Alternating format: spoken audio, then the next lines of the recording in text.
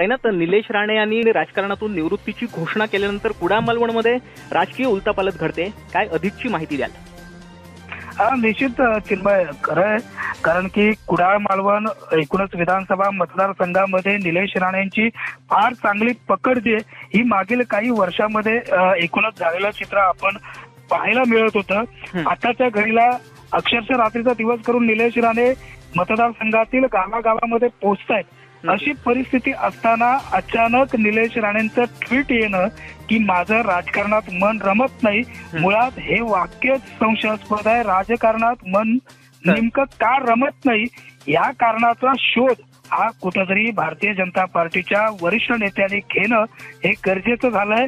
आणि याच पार्श्वभूमीवरती आमचा नेता जर आमच्या सोबत नसेल, राजकारणात नसेल, तर आम्हाला सुद्धा राजकारणात काही इंटरेस्ट नाही अशा पद्धतीचं सांगणं करून कुडाळ नगरपंचायतीमध्ये भारतीय जनता पार्टीचे अभिषेक गावडे आणि प्राजक्ता शिरवलकर या दोन्ही नगरसेवकांनी आपल्या पदाचा राजीनामा देणार आहे अशा पद्धतीची माहिती कोकणशाहीपर्यंत पोहोचवली आहे। एकूणच चिन्मय, निलेश राणे यांनी ट्विट केल्यानंतर कुडाळ मालवण विधानसभा मतदारसंघात ही सुरुवातीच्या काही घटना कोकणशाहीपर्यंत येत आहेत। अजून पूर्ण वेळ जायचा आहे, नेमक्या काय काय उलटापालटी घडणार आहेत हे पाहणं सुद्धा तितकंच उत्सुकाचं ठरणार आहे। पण पुन्हा एकदा अधोरेखित करून सांगतो, निलेश राणे यांच्या ट्विट नंतर कुडाळ नगरपंचायतीच्या 2 नगरसेवकांनी आपल्या पदाचा राजीनामा आजच्या आजच देणार असल्याची माहिती कोकणशाहीपर्यंत पोहोचवले। अभिषेक गावडे आणि प्राजक्ता शिरवलकर या 2 नगरसेवकांनी आपल्या पदाचा राजीनामा देत असल्याची माहिती आपल्यापर्यंत पोहोचवली।